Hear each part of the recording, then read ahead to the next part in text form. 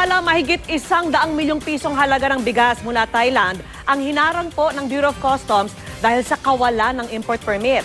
At kung nakalusot ang mga ito, tiyak daw na makakaapekto sa ating merkado. Nakatutok si June Veneracion.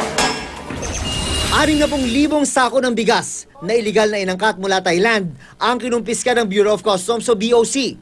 Ang market value ng shipment, 118 million pesos.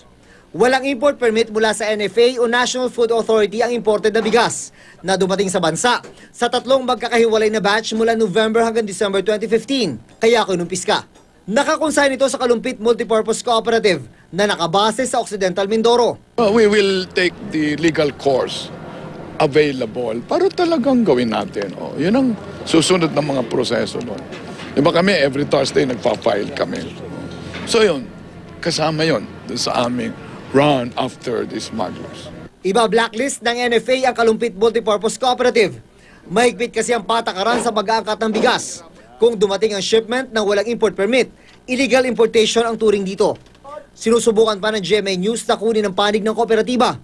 Nagpadala na rin kami ng email sa kanila para hingin ang kanilang panig, pero wala pa itong tugon. While itong Kalumpit ay merong certificate of eligibility sa National Food Authority, may violation sila sa procedure dahil nag-a-apply sila ng import permit pero nandito na yung mga shipment nila. Kung nakalusot ang takang pagpupusit ng bigas, tiyak na apektado raw ang merkado. Pero ang pinaka-epekto talaga nito sa mga farmers natin dahil hindi to computed ng NFA at ng Food Security Committee, ang mangyayari nito babagsak ang presyo ng palay.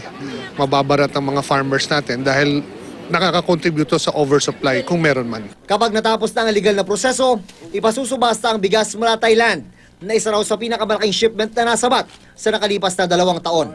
June Veneracion, Nakatutok, 24 Oras. Samantala, iginit po ng chairperson ng consignee ng shipment na Kalumpit Multipurpose Cooperative na may mga papeles ang kanilang bigas mula sa Thailand.